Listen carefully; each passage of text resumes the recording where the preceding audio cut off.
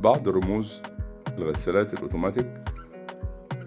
واحد اي دي اللي هي في مشكلة في صمام سحب المية، في رملة صفرة مثلا ممكن تكون ما بتسحبش المية، سد المية معايا، بنضفها وبعد كده دي صورة الفلتر وده صورة صمام المية اللي انا بسحبه. بنضف الرملة الصفرا اللي في ايدي، دي مشكلة دي اي دي يعني اللي هي في مشكلة في الباب.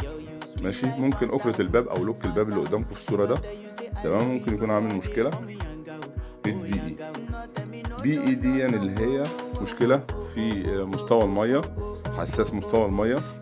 ماشي، دي صورة حساس مستوى المية او الليفنج بتاعي اللي بياخد مستوى المية اللي في الغسالة على قد ما نسيبها. او اي دي يعني اللي هي في مشكلة في مضخة صرف المية، ممكن يكون في شراب، ممكن يكون في فلوس فضية. ماشي، ده شكل الفلتر اللي قدامكم ده ممكن يكون سادد معانا.